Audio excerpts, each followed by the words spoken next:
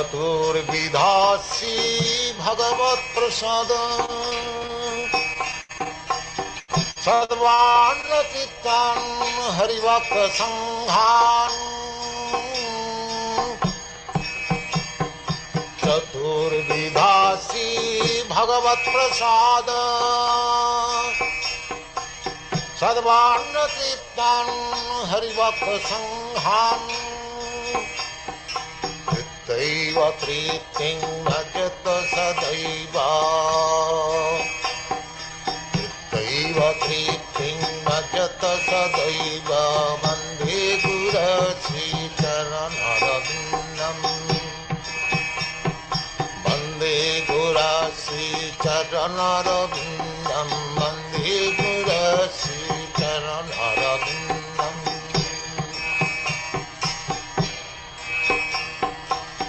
राधिका माधवयरपार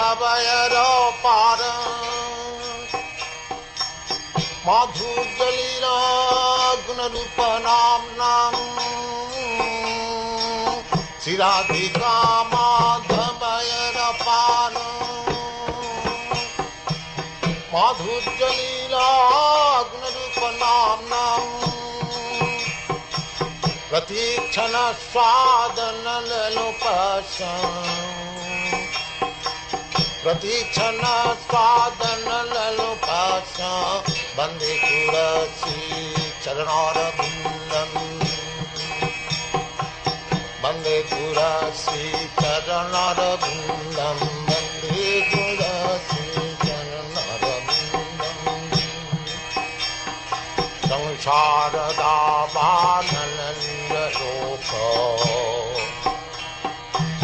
प्राणाय कारुण्य घनाघनत्यं प्राप्त सकलनन गुणान्नवश वन्दे गुरश्री चरणरविन्दम्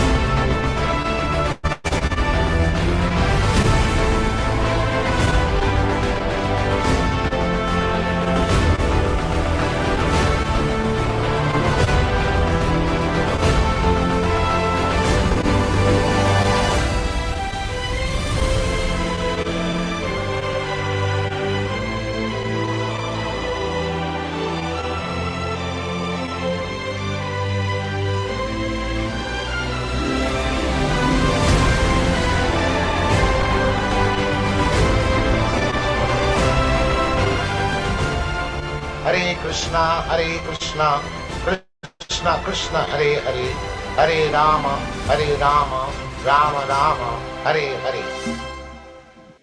Hare Krishna, all glories to Srila Prabhupada. Welcome, all of you around the world, to our Saturday morning Bhagavad Gita as it is, reading and discussion from the unedited, unchanged, unadulterated book, Bhagavad Gita, as it is from Srila Prabhupada. And that's very significant because this is the thrust of our preaching based on Prabhupada's instructions to us.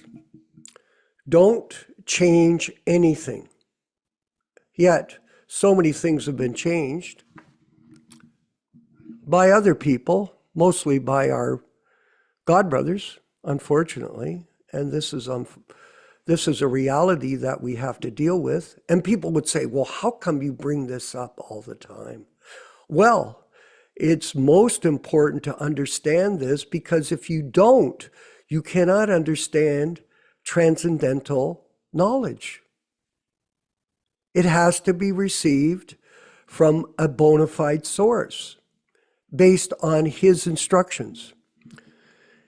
Because the false ego is out of control for the living entities. False ego, ahankara, earth, water, fire, air, ether, mind, intelligence, and false ego. Yes, and everybody's under this conception of I, me, and mine. And what is it? My body. Basically, it's the body. They're thinking, oh, look at how pretty I am, or handsome. Look at how educated I am. Look at how rich I am. Look how powerful I am. Look at how famous I am. And certainly, they try to be Bhagawan, but they're not renounced.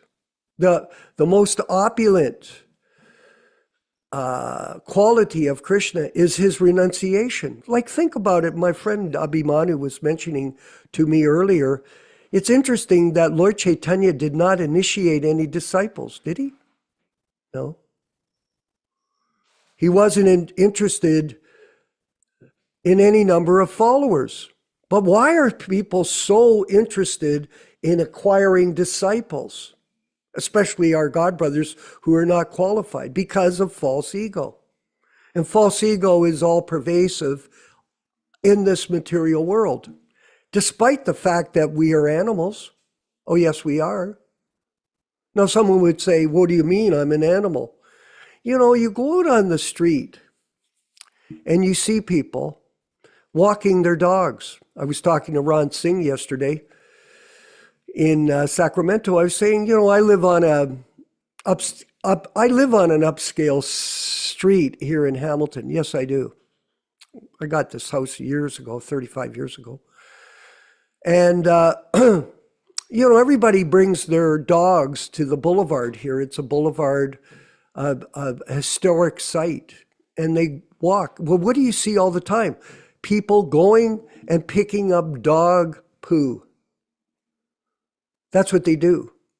I've told that story a few times because we have many new people in our program. I'm going to tell it again. We were on a morning walk on the Don Valley Parkway. I took Prabhupada around, and Yashoda noticed, he said he saw a picture of me. The other, is that you in the picture? I go, yeah, I was the driver. That was when I drove Prabhupada to Subal Vilas's house, Batra, S.C. Batra. But at another time, I took Prabhupada to Don Valley Park. So we go on the parkway, and it's a big sort of green space in the city of Toronto. And we go down, we're walking along, and he sees this sign. And it was the first time they had introduced these signs in the city as rules in Canada.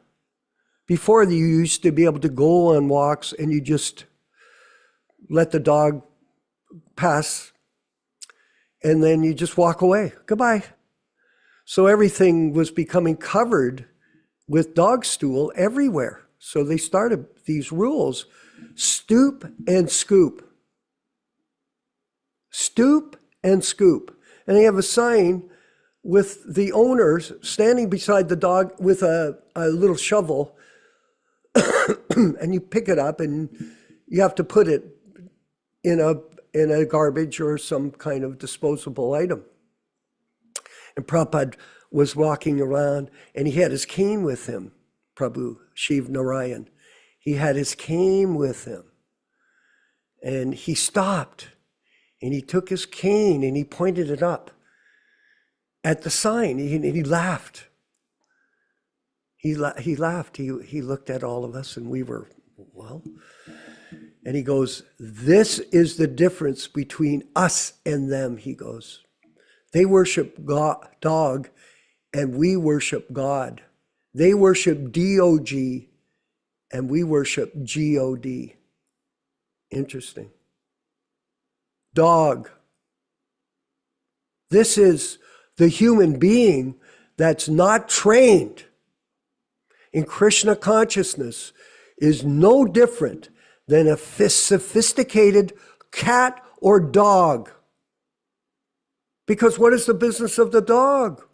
Eating, sleeping, mating, and defending, and passing stool. Oh, yes. You look at fancy politicians, they're all dressed in their suits. They've got their nice ties. They got perfect teeth. All false ego. But every day they pass stool 2 or 3 times a day. Oh, yes, they do. And these big fat ones that eat meat, can you imagine how that gross that must be? And they put a gold toilet there. Oh, I'm going to sit on a gold toilet and pass stool. Sophisticated dogs and cats, Michael. That's the reality. Everybody here has to pass stool all the time. In fact, what happens when you use your system excessively due to bad diet, eventually you get hemorrhoids. That's a very common disease. And if you carry on and you eat sinful food, which is everybody's business, like you see these ads on TV where they're advertising Burger King or McDonald's, and they're promoting pure Canadian beef. Get a beef and bacon burger. My God, how insane is that? But this is the way of the world. False ego. I am the body. Yeah, you're the body. You know that famous story. I won't tell it right now. Liquid Beauty.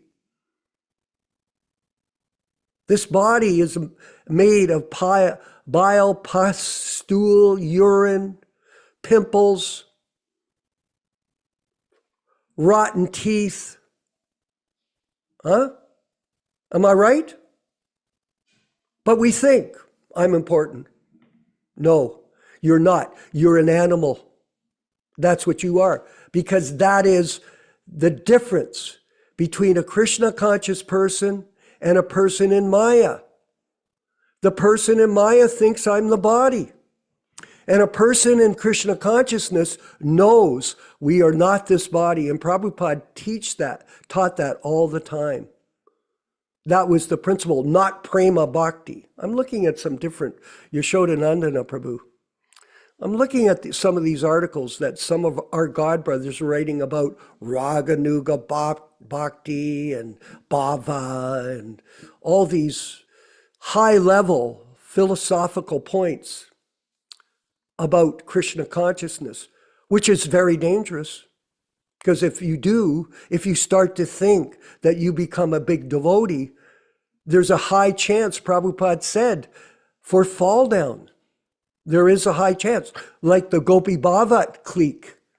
Michael Dillon?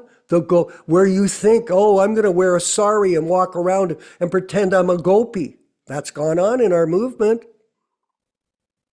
So many mental concoctions, so much mental speculation. Listen, the point is this, Prabhus. We are the servants of the servant of Srila Prabhupada. And if you don't understand that, and you don't accept Prabhupada in his Vani incarnation, and you think that Vapu is more important, you're finished. Spiritually, you will not be able to advance, not in this lifetime or in the next. And if you follow those people, yes, you're also doomed. It's a society of cheaters and the cheated, and that's a fact. So it's so important that people get good instruction. Yes, it's very important. This is not whimsical. And more important than, and we were discussing this morning with Abhimanyu, he was pointing something out, and I looked it up for Rupa Goswami to put on the screen. The difference between Diksha and Siksha. Diksha Guru and Siksha Guru. Like, for example, When you're a president in a temple, when Prabhupada was alive with us in his manifested presence, the temple president was positioned to be Siksha Guru for the members of the temple. And Prabhupada sent me multiple letters, and make sure you chant your rounds and set a good example for all the members of your temple, and everybody march together, be Krishna conscious as a team. Siksha Guru. And this Siksha Guru principle is very important, not Diksha. Siksha, because you get initiation. But what does initiation mean, Michael? Do you know? It means to start, initiate. Then you must have your Bhakti Lata Bija watered with proper direction. Do this like a farmer. Does the farmer just put the seed in the ground and just walk away? Okay, grow. What happens when you do that, Michael? Nothing. So association with qualified devotees, those people that understand the difference between Vani and Vapu, is critical for sincere people who want to make advancement in spiritual life. Yes, sincere and serious. Prabhupada stressed that. In a recent class, I heard him repeat over and over again, initiation is not a system for a fashion, he says. You don't get a guru for fashion. You take a guru because you're serious about spiritual life. I'm going to finish up here. We have rules and regulations now in our group for people that want to get initiated. According to our instructions we received personally from Srila Prabhupada. We're not concocting this. There were rules. For example, originally when a person joined the temple in Toronto, they had to attend 6 months full-time coming to Mangal Arati. They had to follow the 4 regulated principles. They had to render service in the temple under the direction of the temple president. If you were told you have to clean the floors, you had to do it. When I first joined the movement, I was the chief janitor. Yes, I was. I was a famous person, relatively speaking, back then. But at the same time, when I joined the temple, I used to clean the bathrooms for all the people in the house. And then I got a chance to clean Prabhupada's bathroom in 1971 because I was the temple commander in Hamilton Temple. And I got a mercy. I'll tell that story later, how Prabhupada blessed me with prasadam the first time, his orts, the first time I met him. Can you imagine? Bhakta Bobby got the orts of the spiritual master. And I've had Prabhupada remnants multiple times, just so you all know that. It's a fact. Oh, why are you bragging? There's no brag. These are facts. You know, everybody has their destiny. Everybody has their time and place in the eternity. And you have to see and count your blessings. So our initiation process, the Siksha process, you have to come to classes for 6 months. Yes, you have to pass the examinations. You have to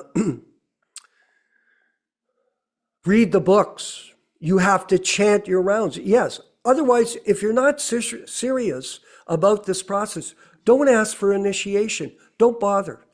It's not necessary. Be a follower and work on this, and eventually, whatever, if it's your destiny and Krishna inspires you, we're here to facilitate. And we have a good example in Mexico of the couple there that are preaching, that are with us, Kishore and his, Krishna Kishore and his wife, and they're recommending people. We had some people from Venezuela that sent us a request for initiation. Okay. So I mentioned it to Yashodanandana Prabhu, and we both discussed it. And I said, well, what we'll do is I'll get a hold of Krishna Kishore. He can review them. And if he reviews them and he approves them, then we'll facilitate. Yes, just like we did when Prabhupada was present. And this is how we're moving forward. And there's many new disciples, Prabhupada disciples in South America under their direction and guidance. Rupa Goswami, do you have that section about Siksha and Diksha? We'll finish off with that, if you can put that up. Thank you. Prabhupada, then so Siksha and Diksha Guru, a Siksha Guru who instructs against the instruction of the spiritual is not a Siksha Guru. He is a demon. Siksha Guru, Diksha Guru means sometimes a Diksha Guru is not present. Thank you. Always. Therefore, one can take learning, instruction from an advanced devotee. Look at Yashodanandana Prabhu. He has hundreds of pastimes that he personally experienced with Prabhupada. He shares them with us in our classes. And this is a chance for all of us to make advancement and have association with a devotee that had association with Prabhupada. I'll deviate for 1 second. I can remember years ago, Yashodanandana, at this point when I was raised as a Roman Catholic. I was an altar boy, and there was a priest that came to the temple. And it was announced that he was associating with the Bishop of New York City. And they used to say to me, we're going to let you shake the hand of the Bishop of New York. What do you think of that? I was flattered. Completely mad, but indoctrinated. We talked about indoctrination. Indoctrination by Christianity, not education. This is called Siksha Guru. Siksha Guru does not mean he is speaking something against the teachings of the Diksha Guru. He is not a Siksha Guru. He is a rascal. That's what these God brothers are doing. They're rascals of the first order.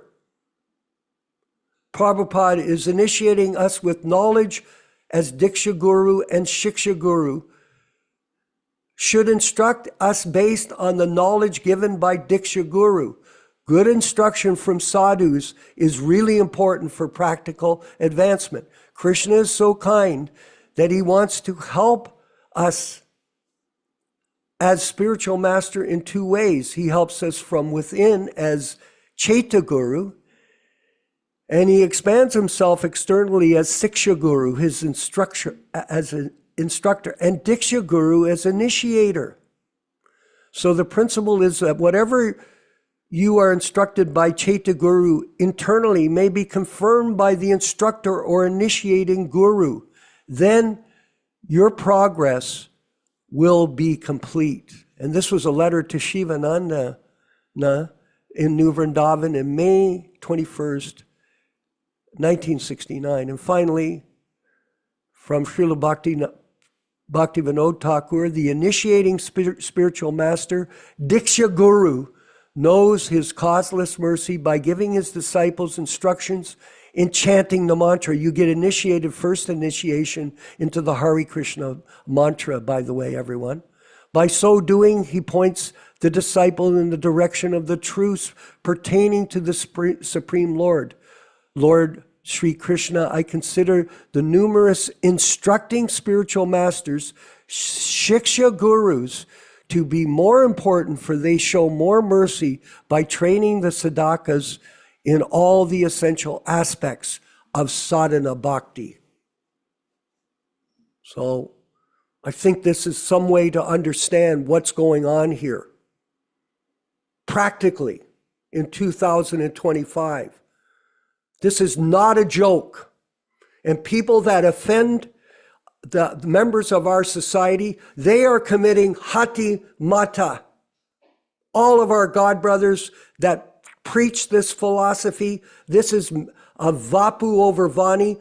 They are committing the mad elephant offense, and their followers are also being misled and misinformed. And this is the greatest disservice that you can do to your spiritual master, His Divine Grace, A.C. Bhaktivedanta Swami Prabhupada. And that's it for the morning. And we're going to move forward with the chanting of Jaya Radha Madhava. I've been meditating on this for the last couple of days, Prabhu. I wasn't sure what to say, but this is the mercy of Lord Chaitanya and our spiritual master, that we as a group, not just one of us, all of us, Shiv Narayan, Vijaya Pandit, Krishna Kata, Ron Singh, Amber, Tom, Chaitanya Das, Joe. I'm looking at the names I can see. I don't see your faces, but I see your names. All of you are Siksha. That's the point. And you share this knowledge with other people. And in this way, this movement might be saved.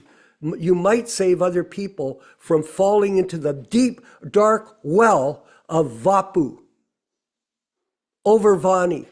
Hare Krishna. Let's go for the chanting of Srila Prabhupada and his Jaya Radha Madhava, the bhajan. Michael, sing along and absorb yourself in hearing carefully the reading and discussion this morning. Hare Krishna.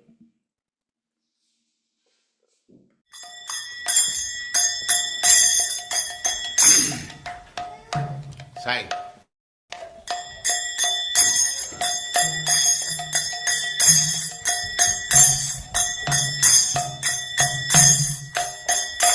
Jaya Radha Madhava Punya Bihari.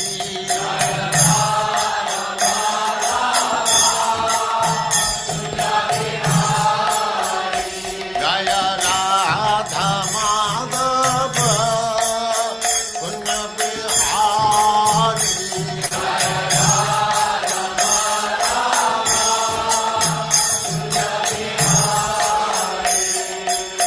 Gopi Jana Vallabha Giri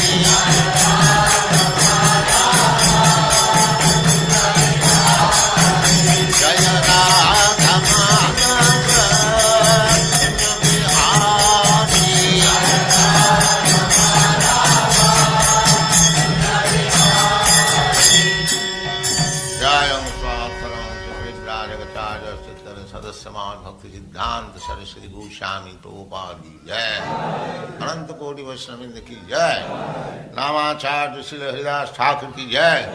प्रेम से कहो श्री कृष्ण चैतन्य प्रभु नित्यानंद से अद्वैत गदाधर शिवास आदि गौर भक्तवृंद की जय। श्री राधा कृष्ण गो गोपीनाथ श्याम कुंड राधा कुंड गिरिवर्धन की जय, वृंदावन धाम की जय, नवद्वीप धाम की जय, स्वामी तो भक्तवृंद की जय, गंगा माई की जय, जमुना माई की जय, तुलसी देवी की जय, भक्ति देवी की जय, स्वामी तो भक्तवृंद की जय। All glories to the assembled Lord. All glories to the assembled Lord. Thank you very much.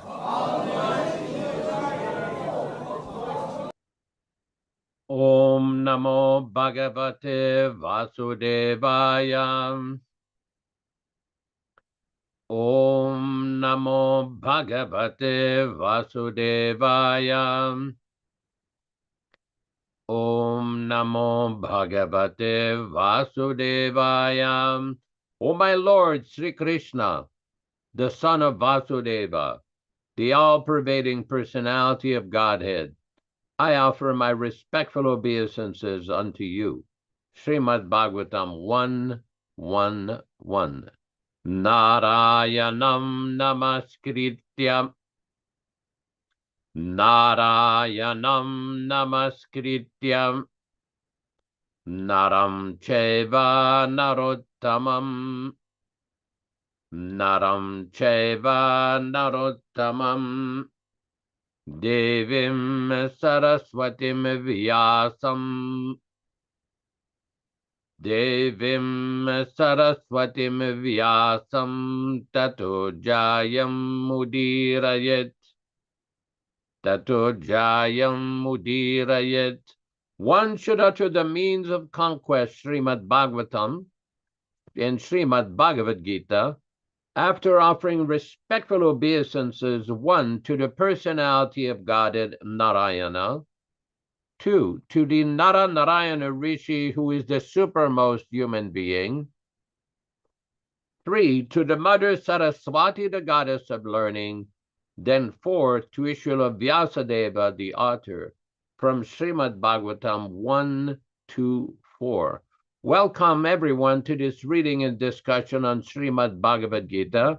This reading is being conducted on the basis of the original 1972 Macmillan Bhagavad Gita, the non-adulterated, non-modified original edition by His Divine Grace, A.C. Bhaktivedanta Swami Prabhupada, founder Acharya of the International Society for Krishna Consciousness, also known as the Krishna Consciousness Movement. As we do every week, we'll be reciting a few Sanskrit verses which were introduced by Srila Prabhupada himself early in 1966, when he started his lecture series on the Bhagavad Gita in New York, USA. Om Ajnanatimirandasya Jnananjana Shalakaya Chakshurunmilitam Yena Tasmai Shri Gurave Namaha. I was born in the darkest ignorance, and my spiritual master opened my eyes with the torch of knowledge. I offer my respectful obeisances unto him. Sri Chaitanya Mano Bhishtam Stapitam Yena Bhutale Swayam Rupa Kada Mahyam Dadati Svapadantikam. When will Srila Rupa Goswami Prabhupada, who has established within this material world the mission to fulfill the desire of Lord Chaitanya, give me shelter under his lotus feet?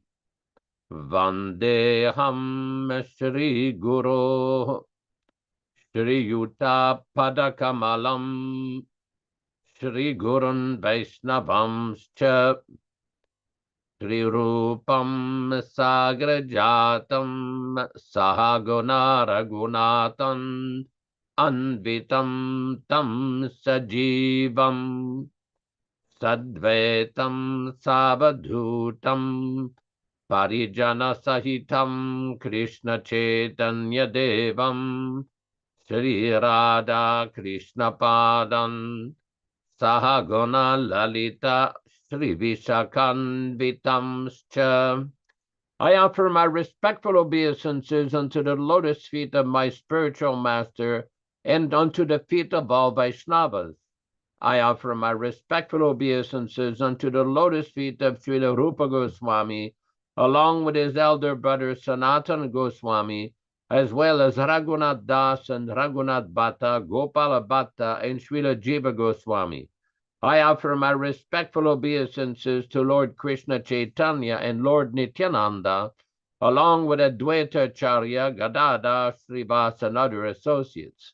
I offer my respectful obeisances to Srimati Radharani and Sri Krishna, along with their associates Sri Lalita and Vishaka.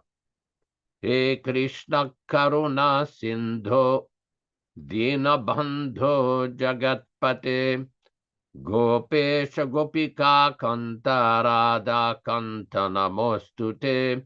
O my dear Krishna, you are the friend of the distressed and the source of creation.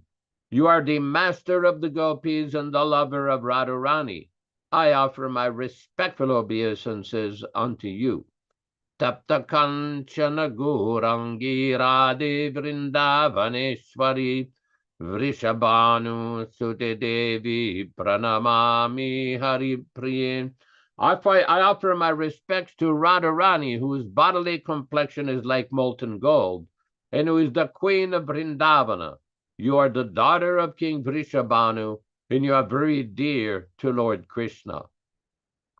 Vanchakalpa tarubhyascha kripa sindubhya evacha patitanam pavanebhyo vaishnavebhyo namo namaham. I offer my respectful obeisances unto all the Vaishnava devotees of the Lord who can fulfill the desires of everyone, just like desire trees, and are full of compassion for the fallen souls. Sri Krishna Chaitanya Prabhu Nityananda Sri Advaita Gadadara Sri Vasadi Gaura Bhakta Vrinda Hare Krishna Krishna Krishna Hare Hare Hare Rama Rama Rama Hare Hare. We will proceed with our reading. We are reading from Bhagavad Gita chapter 13, text number 8 through 12. Let me see where we are in the purport. I think we're a little further down. Are we?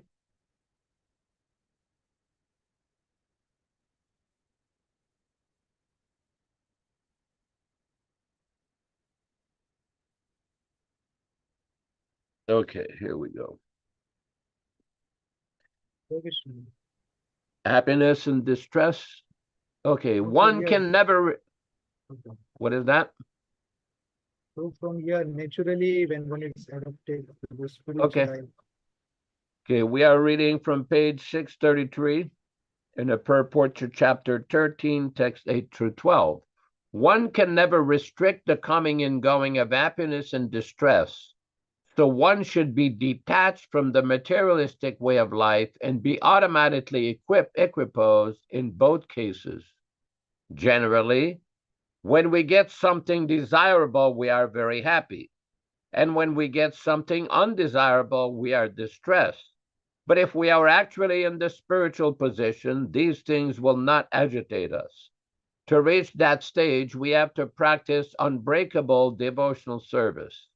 Devotional service to Krishna without deviation means engaging oneself in the 9 processes of devotional service: chanting, hearing, worshiping, offering respect, etc., as described in the last verse of the 9th chapter. That process should be followed. Naturally, when one is adapted to the spiritual way of life, he will not want to mix with materialistic men. That would go against his grain.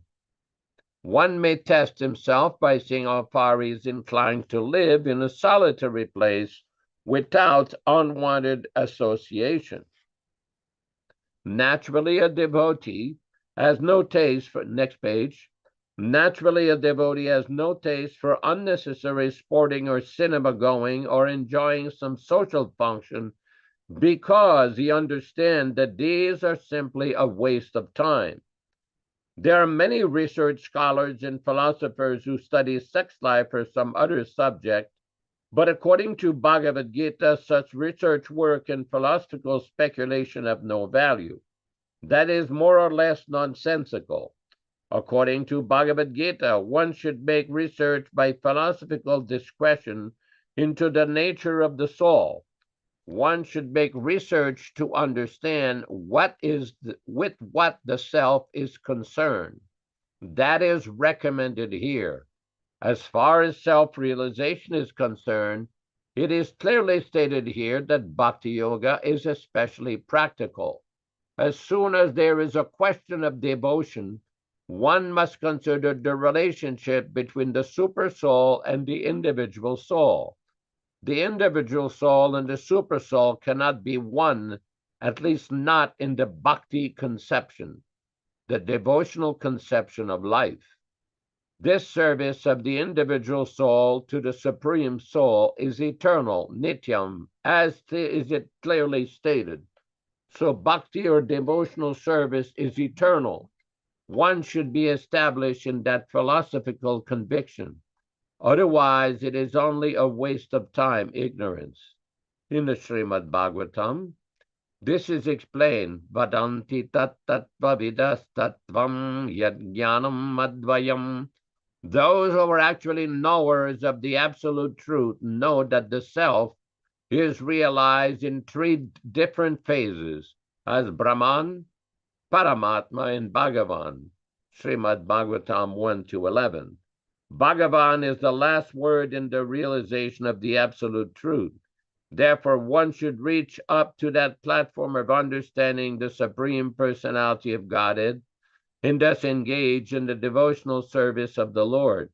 That is perfection of knowledge.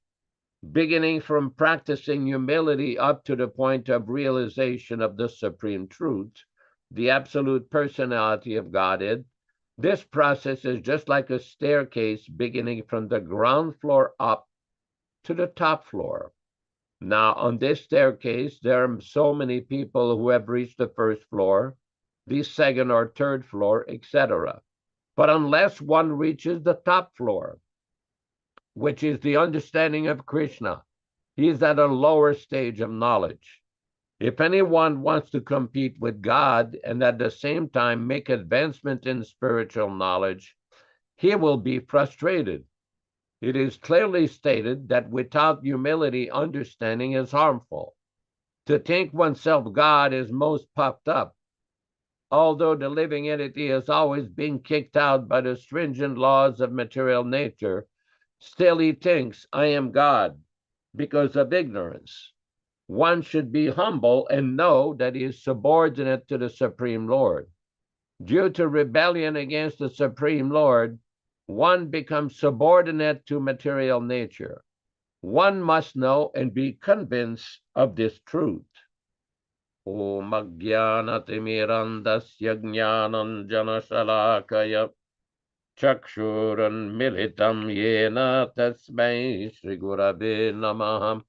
Nama Om Vishnupadaya Krishna Prestaya Bhutale Srimate Bhaktivedanta Swami Niti Namine Namaste Saraswate Deve Gauravani Pracharine Nirvishesha Shunyavadi Paschatya Deshatarine Bhakti Siddhanta Shishyaya Bhakti Vedanta Namine Prasannaya Prashantaya Tasmai Shri Gurave Namaha. Bhagavad Vandanam Khadyam Guru Vandana Purvakam Kshiram Sharkara Yuktam Kadati Visheshata Adadana Danteridam Yachi Punaha Punaha Srimadrupa Padam Bhoja Dhulisyam Janma Janmani Amsho Bhagavatosmyam Sadadasu Asmi Sarabata Tat Kripa Pekshako Nityam Tat Presta Satkaromisvam Sri Krishna Chaitanya Prabhu Nityananda, Sri Advaita Gadadara Srivasadi Gaura Bhakta Vrinda, Hare Krishna, Krishna Krishna, Hare Hare, Hare Rama, Rama Rama, Hare Hare. While Vishwakarma Prabhu was talking, I posted a few different quotes from Srila Prabhupada's teachings about practicing Krishna consciousness at home. Now, this is very important because we see, practically speaking, how many devotees are no longer living in the official temples. They're practicing at home.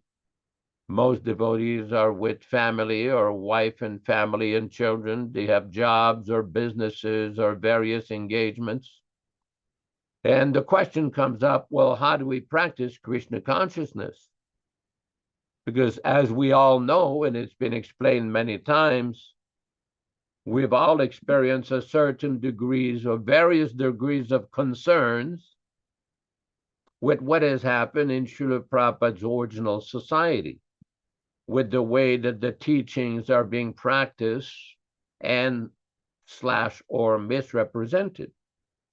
So therefore, it's important to understand what is the solution, what is the alternative. If one is not happy or was not satisfied with what is going on, it is explained in Prabhupada's books in various places. Now I'm going to start with a quote from Srimad Bhagavatam, Canto 1, Chapter 9, Text 27. Canto 1, Chapter 9, Text number 27. This is an excerpt from the purport. The last item taught by Bhishma Deva was the process of pleasing the Lord. We're all eternal servants. Oh, very good. Somebody is posting something. We're all eternal servants of the Lord, and when we forget this essential part of our nature, we are put into material conditions of life. The simple process of pleasing the Lord, for the householders especially, is to install the deity of the Lord at home. Further down.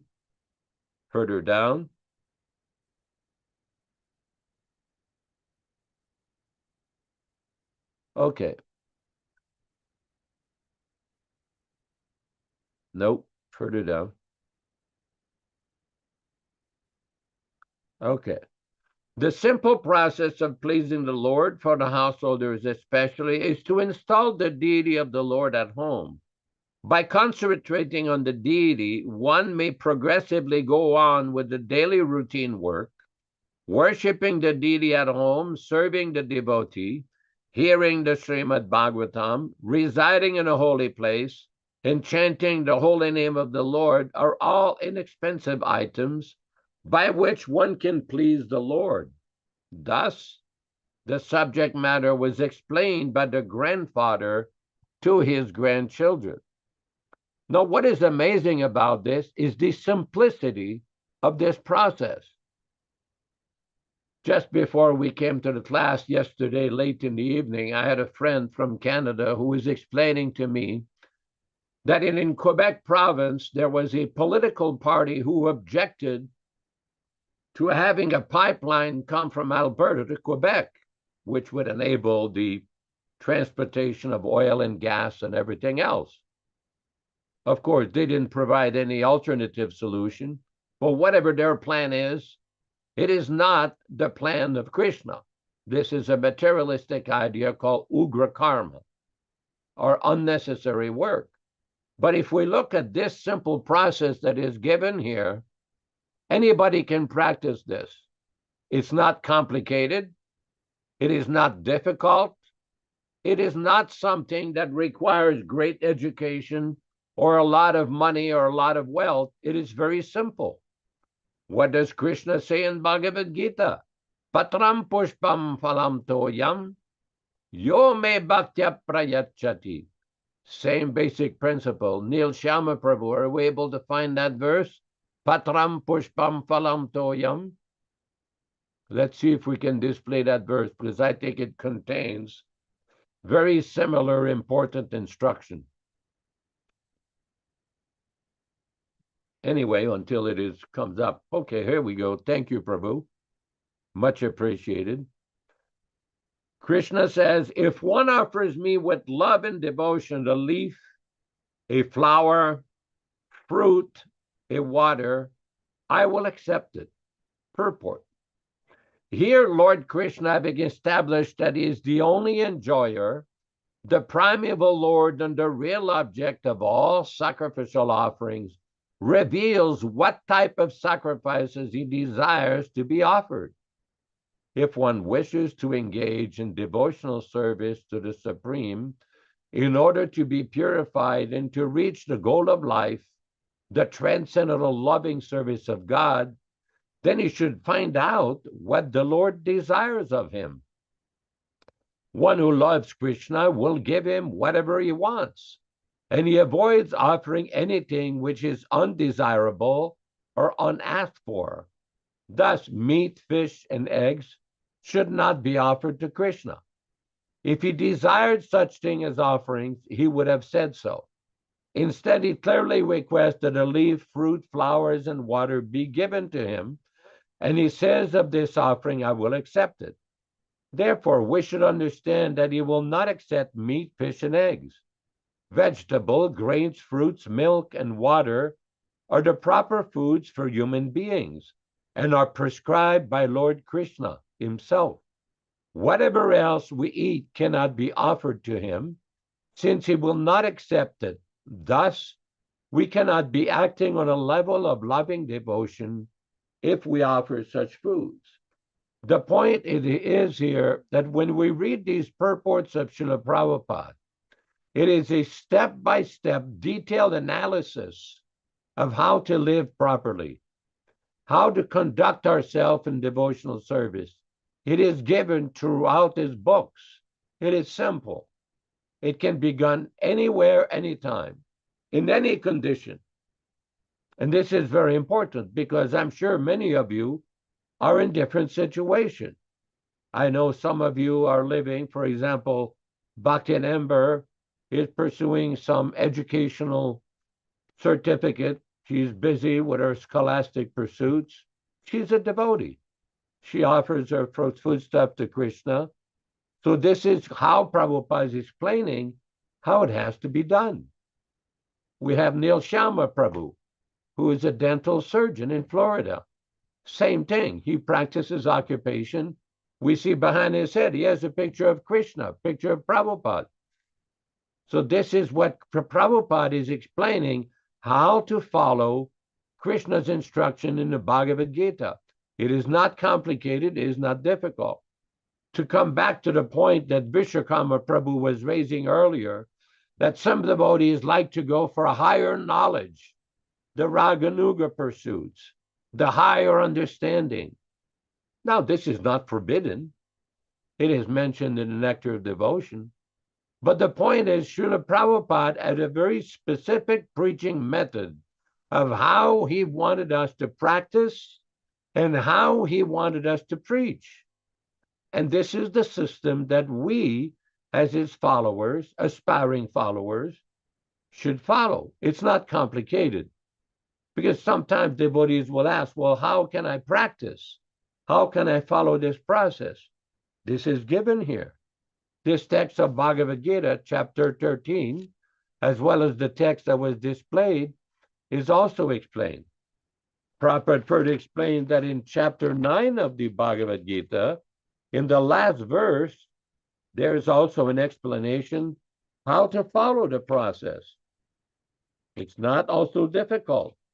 Krishna explains, Manmana bhavan mad bhakto, madhyaji mam namaskuru, mam eveshyasi yuktvavam, atmanam matparayanaha.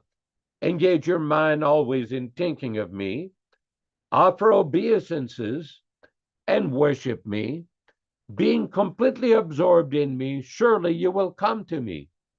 Prabhupada explains in the purport, in this verse, it is clearly indicated that Krishna consciousness is the only means of being delivered from the clutches of this contaminated material world. Now, this is very significant. Let me just relate a little story. In Hyderabad, in Andhra Pradesh, South India, in 1975, Srila Prabhupada was invited to the house of a very wealthy Indian gentleman who had been chosen by the Indian government to become the ambassador to a foreign country. And he had this very beautiful home with multi-level steps in his backyard. He had put a nice pandal. He invited government ministers, very wealthy life members, dignitaries, all different kinds of important people. And Prabhupada was invited to make a presentation of Krishna consciousness. So after Prabhupada's speech, one person asked the question, what is the purpose of Krishna consciousness? What is this for? Prabhupada, the Krishna consciousness movement is meant to make every home around the world into a temple for Krishna. Very simple, not complicated. Now, for those who think that they've become very advanced and want to go to the Gopi Bhav platform and whatever platform they think they're on, they can choose to do that. We'll stick with Prabhupada's platform when he tells us that by practicing and preaching, one eventually will become liberated. And then this will be revealed. This is a safer, better platform than the artificial other way. Thank you very much. Hare Krishna, Hare Krishna. All glories to His Divine Grace, Srila Prabhupada, the foremost proponent of Krishna consciousness all over the world. Hare Krishna.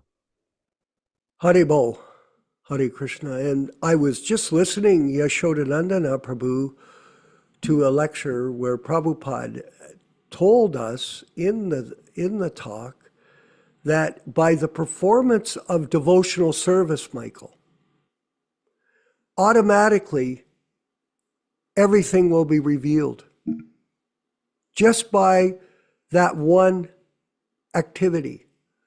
That you, instead of focusing on your false ego, on I, me, and mine, you switch your consciousness to serving Krishna, and you perform devotional service sincerely. We may have faults. Yes, we're all conditioned souls. We commit mistakes. We are illusioned. Our senses are imperfect. And we have a cheating propensity. We're like that. But if we apply ourselves sincerely to the process under the guidance of a bona fide spiritual master in his Vani incarnation, then automatically all of the purports of the Vedas will be revealed to us by the mercy of Prabhupada and Chaitya Guru, Krishna from within. Yes, and we've been studying that this morning and discussing it. How do you become spiritually advanced? I had a talk with Ron Singh the other day, Dr. Ron Singh, and we were discussing about one of our godbrothers saying, who is used to be with us, he was saying, oh, you have to develop a love for the spiritual master first. And people objected. We had 10, 15 people that dropped out of the program because they didn't like the preaching. They said, I thought you were supposed to follow the process. And that's the fact. That's what you do.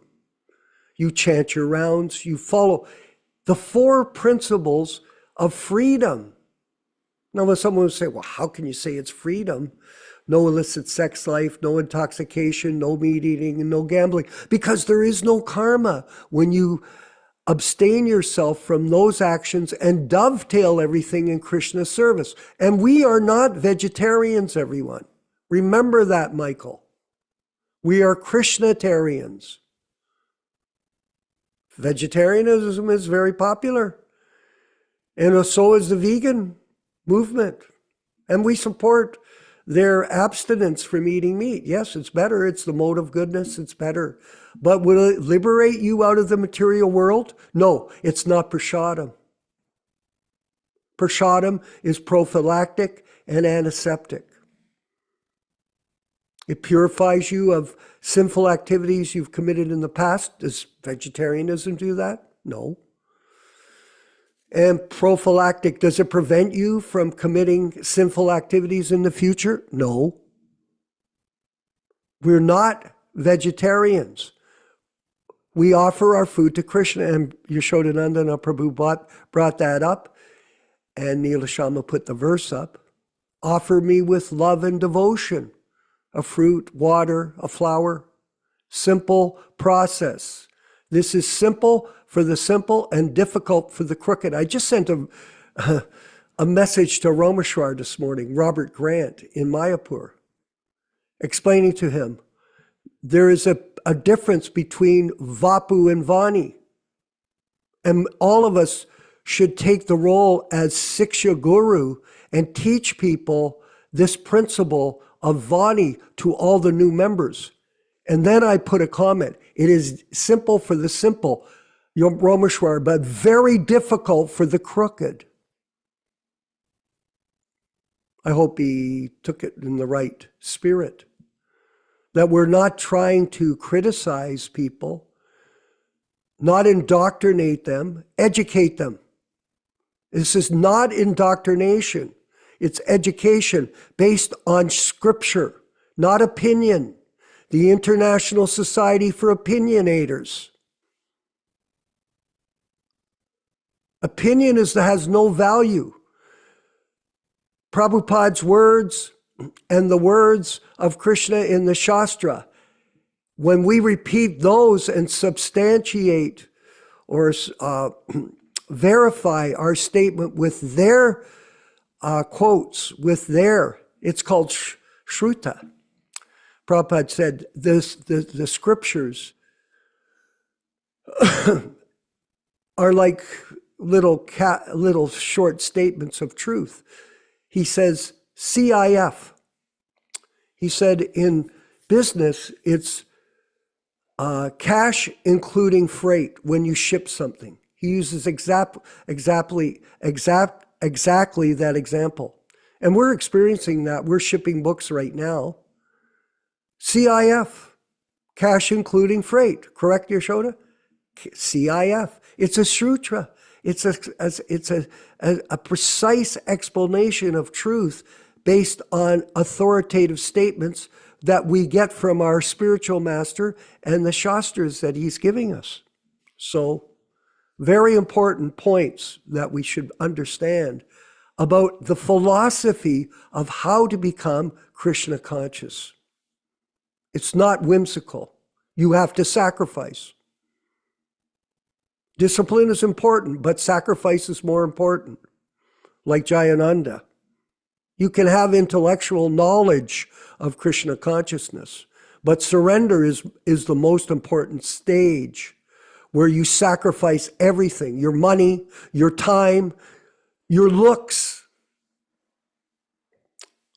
I was speaking to a devotee yesterday who's very much attached to his long hair. Oh. I said, why do you have your long hair? Well, I took a vow according to the Bible. I said, oh, you took a vow according to the Bible. Where did Jesus say that in the Bible? He goes, it's not in the New Testament, it's in the Old Testament. I go, so it's 3,000 years ago, you're taking a vow. You're not really sure if that scripture is authentic. It could have been changed, just like the Bible, just like the Gita has been changed already within 50 years, and it's all confusing for most people, and most people are indoctrinated by these changes. Yes, very dangerous. How you get instructions, how you learn, and how you become a disciple of A.C. Bhaktivedanta Swami, His Divine Grace, Srila Prabhupada. How do you do it? Well, you have to take good instruction. And I wanted to point out today, very much so, that I'm reading this purport, Prabhupada is speaking in this particular purport from practical experience, and he demonstrated it. Here is the point. One should learn to tolerate, as advised in the Bhagavad Gita. One should never restrict the coming and going of happiness and distress. So one should be detached from the materialistic way of life and be automatically equally posed in both cases, Ron Singh. Generally, when we get something desirable, we are very happy, and when we get something undesirable, we are distressed. But if we are actually in the spiritual position, these things will not agitate us. To reach that stage, we have to practice unbreakable devotional service. Devotional service to Krishna without deviation means engaging oneself in the 9 processes of devotional service: chanting, hearing, worshiping, offering respect, as described in the last verse of the 9th chapter. That process should be followed. So here's the example. What happened? We've been reading the diaries, all of us. We have. What happened to Prabhupada when he was living in that office below Dr. Mishra in New York? The door was broken in and they stole his typewriter and his recording devices. And in this way, he had nothing. And when you look at the diary, when we studied it, we saw, did he focus on that in his writings as he proceeded forward? No, he did not at all show any concern for the loss of these very vital items that he had. He only had a few, Nilashama, just a few items, and but they were the most valuable items, but he did not care because he set the perfect example in his own life, and we're reading it in the Gita here. Here it is. Connect the dots. Prabhupada's just not writing for the sake of showing how smart he is. He's writing to educate his disciples as Siksha Guru on how to practice devotional service. So Prabhupada, throughout his life, he demonstrated, and we'll be discussing that further in our discussion as we move forward, in the review of the unauthorized biography. Prabhupada referred to the 4 regulated principles as freedom, principles of freedom, because you're not bound by the modes of nature. They're like ropes that bind you down. And karma is very complicated, everyone. People have asked me multiple questions.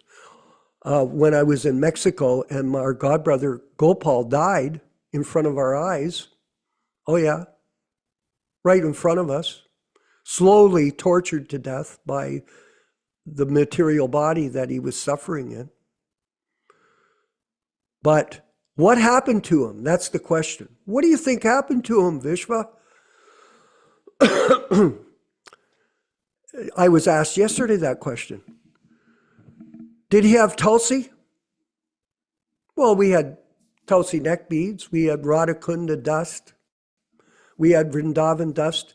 And I have pictures. I brought him that Nilashama. I had a bottle. It was actually in a bag of Ganges jal. And I took it. It was interesting. When I packed it in my bag up here in Canada, I was feeling the clothes in the suitcase, and it was all wet. I thought, what the heck is this? How did this water get in my suitcase? And what happened was the bag opened and the water started to spread in my suitcase over the water or over my clothes. And I thought, gee, that's unfortunate. And I thought to myself, hold on. How many bags of Ganges gel do I have? I have 1. And it's spilling into the suitcase? Okay, Vishva, you got to do something. You can't just let this, pass as, oh, it's an accident, too bad. So I went downstairs, I got a bottle. I thought, okay, I'm going to try to salvage this. I remember the steps. So I went upstairs, got the bag, opened it up, poured the gel into the bottle and put it in my case. Small detail, very small detail, Nilesh Sharma, very small. But consciously I did that. I thought, this is the most important thing for this Prabhu down here. So when I got there, I went in my case, I brought out the bottle of the Ganges water, and I took it to his room. And I said, hey, I brought this Ganges gel for you. He was still conscious for the last 3 weeks or so. It just gradually deteriorated. But nonetheless, he was in the habit every day of drinking that water. He said, oh, I need that water. And it was by his bed. And every time he took a sip of this water, this spiritual mercy, it brought great joy to my heart. Really, it does. It was amazing. I thought, gee, thank God I'm not that stupid that I would have just disregarded this importance and I wouldn't have taken the time. That's all I did. Like you said, Neela, at least I was there. I made the effort. But it was very important for him because we know the transcendental benefits of that. I don't really understand it as, a great devotee or anything, but I understood, yes, there's a value in it. Let him have it. And he drank it. And he drank it for all the period, almost up to the end, when he came back from the hospital, after he had that major surgery on his Nilesh, on his stomach. The first thing he asked for, is there any of the Ganges water here? I said, yeah, by the way, there is. It was by his bed, and he continued to drink it, all to the last drop. So what happened to him? That's the question. They're asking Vishva. Oh, Vishva, karma. What happened to him? Do I look like Krishna in this bag of blood, pus, and urine myself? No. I don't know. And by the way, Nilesh, the intricacies of action are very difficult to understand. It's explained in the Gita. Prabhupada explains it like that. It is hard to understand how action and reaction affect a person's life after they die. It's very complicated. So my answer is, I don't know. All I know is he tried. Krishna was with him. And it is by the mercy of Guru and Krishna that one gains liberation out of this material world. And that is what we are doing, helping each other to get out of this material world by good association. Not contaminated association of, I'm calling it not education, but it is this programming, brainwashing system that they've used, indoctrination in mistruths. I'll finish off. I had one of my god sisters, who I joined the temple with in Hamilton in 1971. She appeared in my life recently. And she wanted me to write some stories about Hiranyagarbha Jagadananda. Okay. She was married to him formally and blah, blah, blah. And she was requested by Bhakti Marg Swami, oh, I want to hear about this. I thought about it, Nilesh, and I said to myself, this guy went while Prabhupada was present and took reinitiation from Lalit Prasad in Mayapur. And when I went to Mayapur to see him, he told me the story. And I said, you did this while Prabhupada is personally present here in Mayapur? And he said, yes.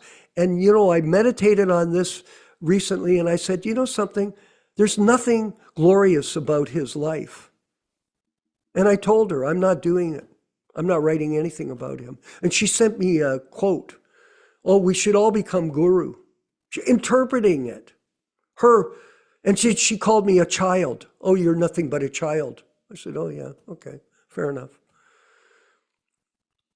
But she is not in a position to understand Krishna consciousness when she interprets these quotes from Srila Prabhupada that we should all be guru. And we talked about it at the beginning of the class, as you heard. The difference between Shiksha Guru and Diksha Guru, etc. And this misunderstanding has been perpetrated by one of our godbrothers in his biography of Srila Prabhupada in 7 volumes. Is it 7, 6 or 7 volumes? I'm studying them because I'm interested to see how deviant he is. And we're fortunate today, as part of our program, to review, I'm going to be correct here, the unauthorized biography of Srila Prabhupada by this disciple. It wasn't authorized, the bio.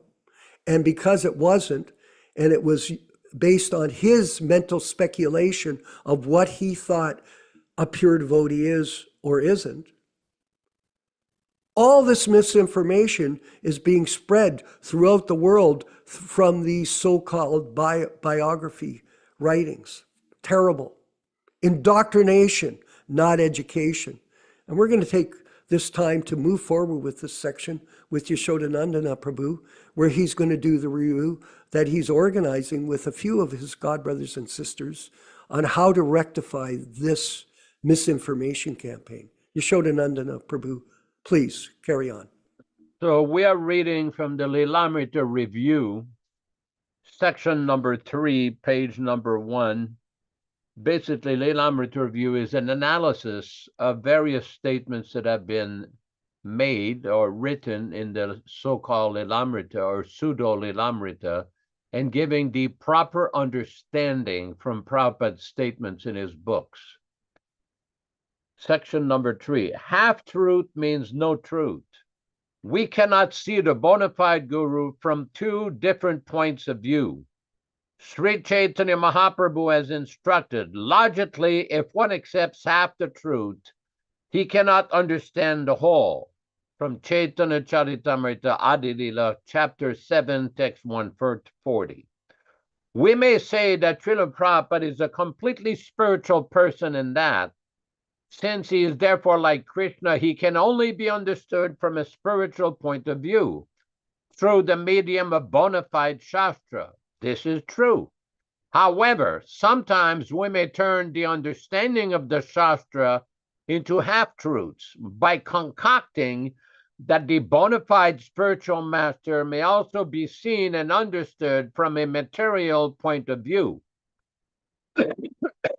Thus, we will not be able to understand the whole. Our understanding becomes a misunderstanding. If someone, in the name of glorifying his divine grace, Srila Prabhupada, also criticizes him by attributing to him such mundane qualities as destitution, insecurity, vulnerability, directionlessness, familiar attachment, dependency on anyone and everyone, attainment of knowledge via material experiences, etc., then Srila Prabhupada's spiritual authority is brought into question. Interpreting the Vedic literature minimizes the authority of the Vedas. Mixing the spiritual with the mundane allows the mundane to be accepted as spiritual, and the spiritual to be considered in a mundane manner. There is an example of the gardener who allows a mad elephant to enter his garden and then rationalizes, only 50% of my activities were mistaken. I cultivated the garden very nicely, but on the other hand, I permitted the entrance of that mad elephant.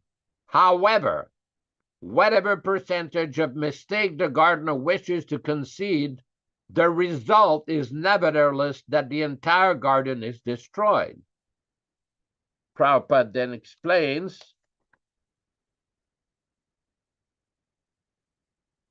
This is from Nectar of Instruction, page 61. When one actually engages in unalloyed, uncontaminated devotional service, he is already liberated. Sagunan samatityaitan. Krishna's devotee is not subject to material conditions, even though his bodily feature may appear materially conditioned. One should therefore not see the pure devotee from a material point of view. If we consider the bodily defects of a Vaishnava, we should understand that we are committing an offense at the lotus feet of a Vaishnava. An offense at the lotus feet of a Vaishnava is very serious. Indeed, Sri Chaitanya Mahaprabhu has described this offense as Hatimata, the mad elephant offense. A mad elephant can create a disaster, especially when it enters a nicely trimmed garden. One is forbidden to observe the activities of a pure Vaishnava from a material point of view. For a neophyte devotee especially, considering a pure devotee from a material point of view is very injurious. One should therefore avoid observing the pure devotee externally, but should try to see the internal features and understand how he is engaged in the transcendental loving service of the Lord. In this way, one can avoid seeing the pure devotee from a material point of view, and thus one can gradually become a purified devotee himself. From Nectar of Instruction, page 61, and there's a note there that when it says one should try to see in the sense of Shastra Chakshu, seeing through the scriptures. Hare Krishna, back to you in the studio. Hare Krishna. Glories to Prabhupada, thank you very much. And I've been thinking about our opportunity here, all of us. And I had an experience like this, Nilesh Sharma, where in Hamilton here years ago, I had built the most popular music group. Oh yeah.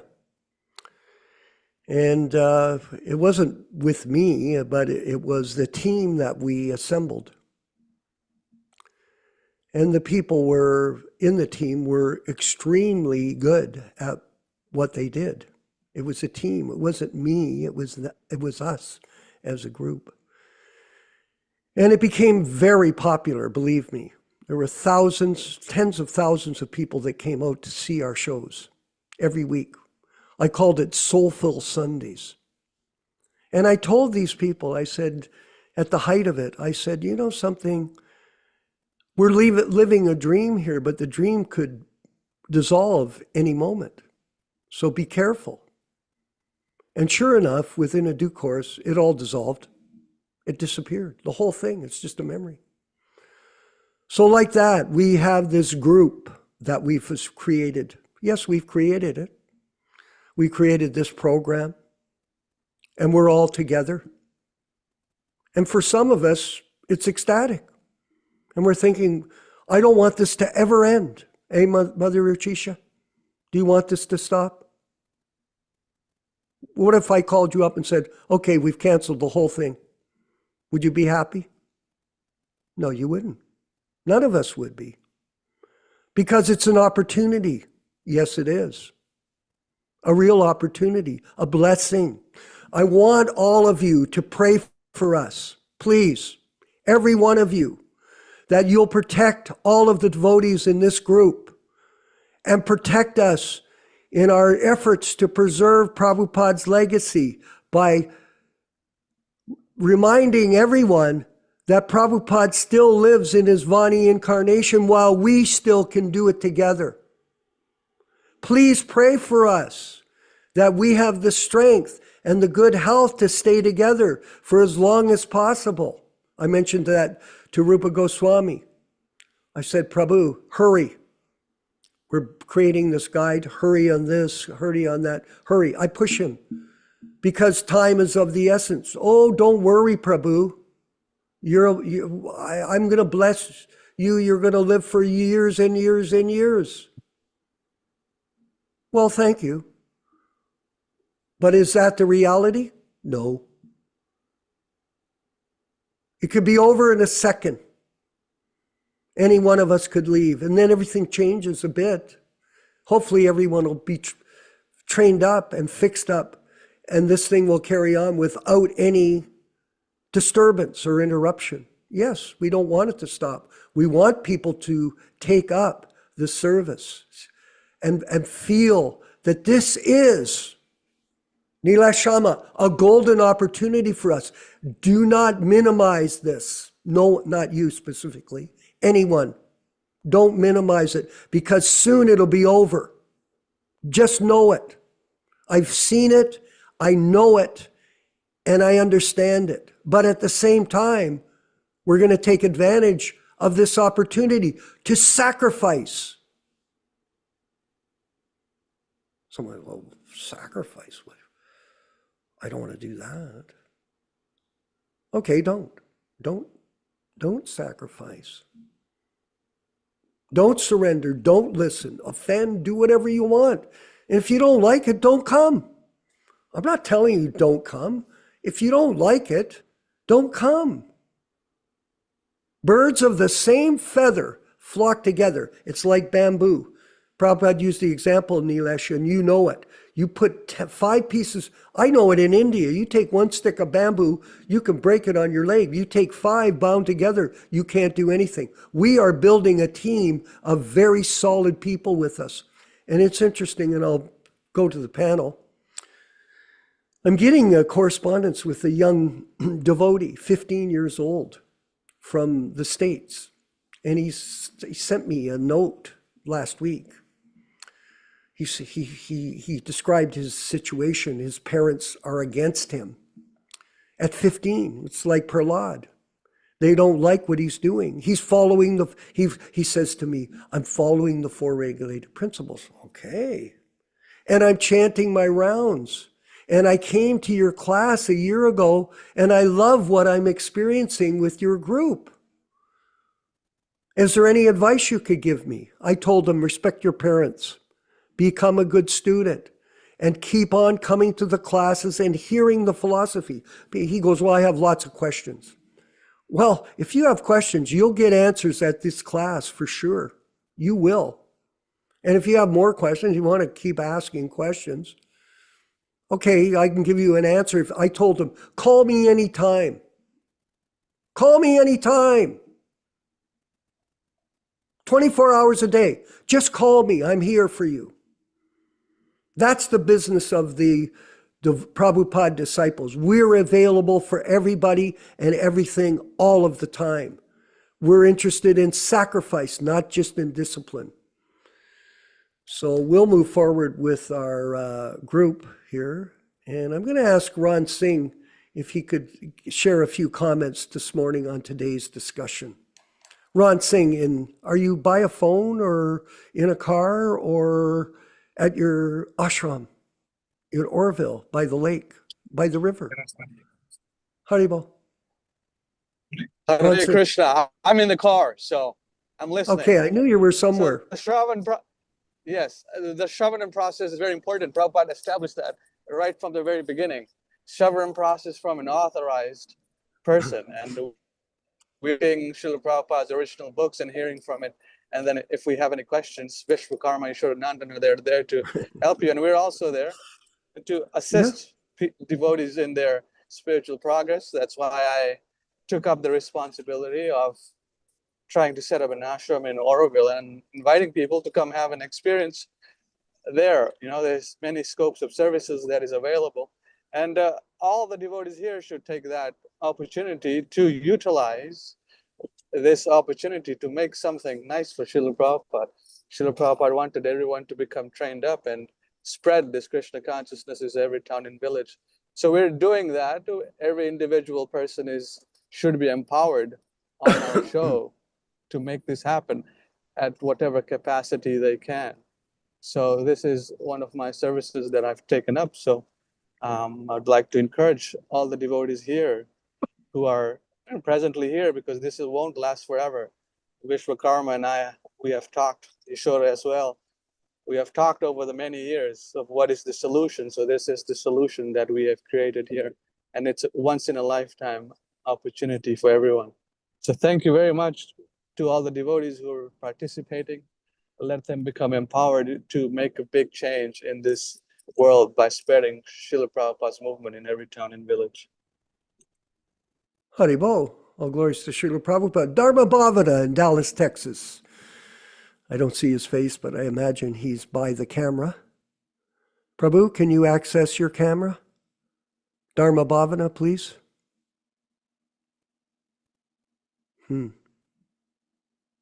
Maybe he's in a car.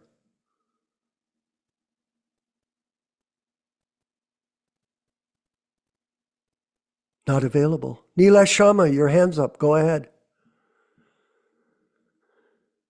Hare Krishna, Jai Srila Prabhupada. Haribo.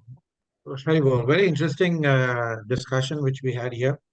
I'd like to mention about one little part about you, Vishwakarma Prabhu, that you were talking about Ganga, the Ganges water, the water of the Ganga river. You know, typically in all homes of Sanatanis, we have something like this, which is called the Ganga Jal Patra. It is a very solid one, which is sealed with a metal, container, which has the water of the Ganges, which is sealed. And generally, all Sanatanis in traditional India, they have this patra so that at the time of death, they can somebody can put a few drops over it. And in fact, if somebody is interested, there is it is available even here on Amazon. You can see all this. So brass Ganga Jal Patra and pot. The question is whether its authenticity is really Ganga Jal or it's something else. Who knows? So if you get it yourself and you buy it yourself, that would be interesting. So I have a question on this part with Yashodanand Prabhu.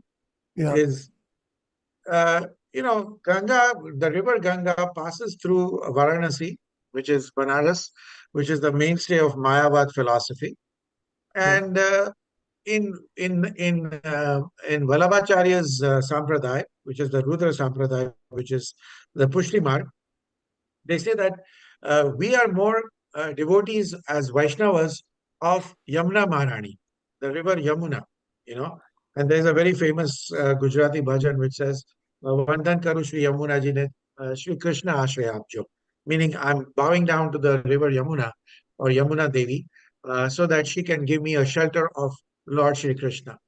And they say that if you were to drink Ganga Jal, it is more of an impersonal liberation. But if you drink from the river Yamuna, you can remember Krishna in the personified form because he has done so many leelas in that river Yamuna. So I wonder what Srila Prabhupada's position is there, because I tried kind of looking up, but I couldn't find anything where he specifies anything on Ganga Jal or Yamuna Jal. But your input, because you have extensively traveled in India during Srila Prabhupada's time. That's a very good point you're raising. There is mention in the first canto of the Bhagavatam in one purport that the water of the Yamuna is very specially sacred, because when Krishna was being carried from Mathura to Vrindavan, his lotus feet touched the water. So this is, the Yamuna is considered very sacred. But it's not that we consider that one is better than the other or one is inferior to the other. It's not quite like that. That's why there is a very famous mantra in India, this Gange cha Yamune cheva Godavari Saraswati Narmade Sindhu Kaveri Jalismin Sadidim Kuru, that these 7 rivers are very sacred, that the Brahmins, they use an Achman cup to bring these waters of the holy rivers. Now, what happens? I live here in the mountain, and for some reason, in the morning, even in the very early morning, the water is very cold. Because what happened? They get the water from some reservoir 7,000 feet above sea level, several miles from here. They take the water by conduit, and they go and they put whatever fluoride they put in there. Then they bring it back and charge people for the water. but because it's high level in the mountain, it's very cold. So that cold water in the morning is, when you take a bath, if you recite that mantra, all 7 of these holy rivers will benefit you. So even if somebody is not able to buy that Ganges water, if somebody or other, a relative of somebody knows that mantra, you can take any cup, even tap water, and the water, these sacred rivers will come into that cup. So that is the benefit. This is very special. That's why when Brahmins do these ceremonies, like temple opening ceremonies, pratishta ceremonies, pran pratishta ceremonies, they recite these mantras, bringing the sacred water into the kalasha, the sacred Vishnu pot. So this is very important. Now, the Yamuna River is very sacred. That is definitely there. But also, Lord Balaram was very upset with some of the members of the Kuru dynasty, and he used his plow to create problem with that river. That's why the Yamuna River is very crooked in many places between Delhi and Vrindavan. That is also there. But we have no such thing of trying to differentiate that one is better than the other or one is inferior to the other. It's all completely transcendental. Because as a matter of fact, the Akshaya Tritiya day we just observed on Thursday, that is the day that Ganga came to this planet. Very, very special. Very, very special. So very good question, though. I appreciate the question. I really love that picture behind you. We all love that, where Srila Prabhupada is getting his transcendental inspiration from Krishna, Arjuna, and Radha Krishna behind. This is very beautiful. I also see that Roshisha, Srila Prabhupada, coming down the elevator. Well, in her case, we know it's manifested from her heart. It's not just a picture. She manifests that picture of Prabhupada straight from her heart. Hare Krishna. Thank you. Amazing. Wasn't that amazing, Neela Sharma, his explanation? Phenomenal. Information that is true nectar from the spiritual world. Thank you very much. And I have a side story I can tell you, Nilesh Sharma. I had met a guy in Kitchener here in Ontario some years ago. I think it was about 12, 14 years ago. And he wanted to import Ganga Jal in Ontario here. So he asked me, well, would you help me with it? I said, yeah, sure. And I bought 50 cases of Ganga Jal, Yashoda. 50 cases of those bags. And I put them in my closet. I stacked them. It was huge stacks of Ganga Jal. I think there was 18 pouches in a box, Nilesh. And of course, the whole thing failed. And what happened to me?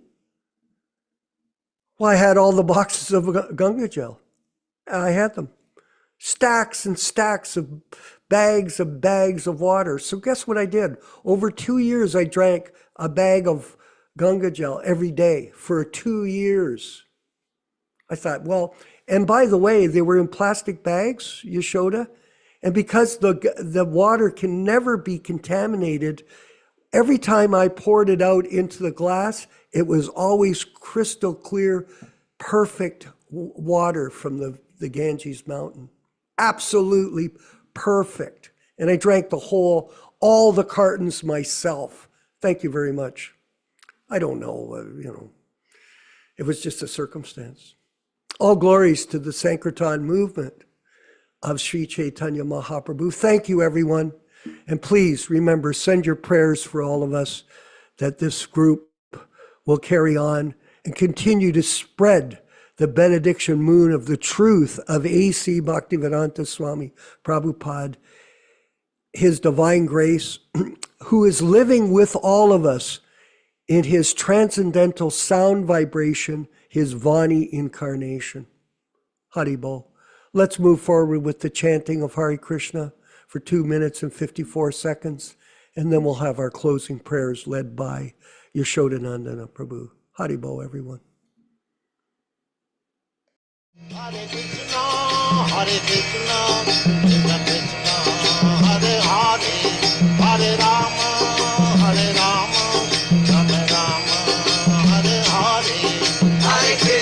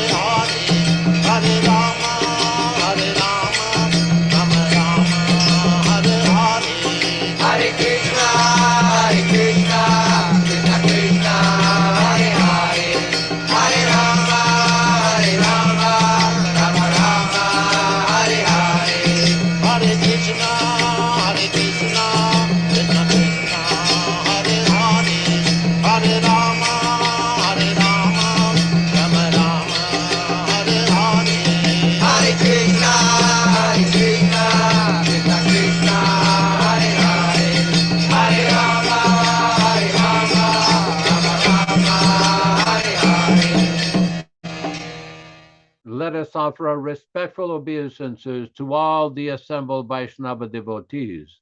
Vanchakalpa tarubhyascha kripa sindubhya evacha patitanam pavanebhyo Vaishnavebhyo namo namaha.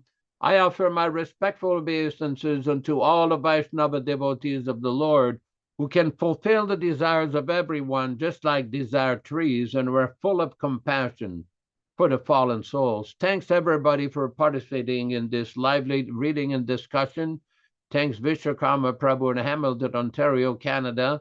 Michael Dillon in Yuba City, California. Neil Sharma Prabhu in Florida. And Rupa Goswami Prabhu in Mumbai, India. Pierangelo Prabhu in Switzerland. Hare Krishna. Rochisa Mataji dans la belle province de Quebec. Shiv Narayan Prabhu from Japan. Bhakti Nember from Texas. Ron Singh in Oroville, California. If anybody is interested in participating in the program, please contact us or contact Dr. Ron. We will make sure that you have plenty of opportunities to help. And everybody who is participating in the program, Dharma Bhavana Prabhu, Kanta Prabhu in Trinidad, Triloka Vijay in Florida. And please listen, join us for some beautiful kirtan with some Jamaican Vaishnava devotees. We humbly beg for your participation. Hare Krishna, thank you very much. Please also join us tomorrow morning at 7 a.m. for Srimad Bhagavatam, 7 a.m. Pacific Standard Time, corresponding to 10 a.m. Eastern Coast Time in Florida time. Hare Krishna, Hare Krishna. Hare Krishna, Krishna Krishna, Hare Hare, Hare Ram, Ram Ram, Hare Hare. Hare Krishna, Krishna Krishna, Hare Hare, Hare Ram, Ram Ram, Hare Hare. Hare Krishna, Krishna Krishna, Hare Hare, Hare Ram, Ram Hare Hare. Hare Krishna, Krishna Krishna, Hare Hare, Hare Ram, Ram Hare Hare. Hare Krishna, Krishna Krishna, Hare Hare, Hare Ram,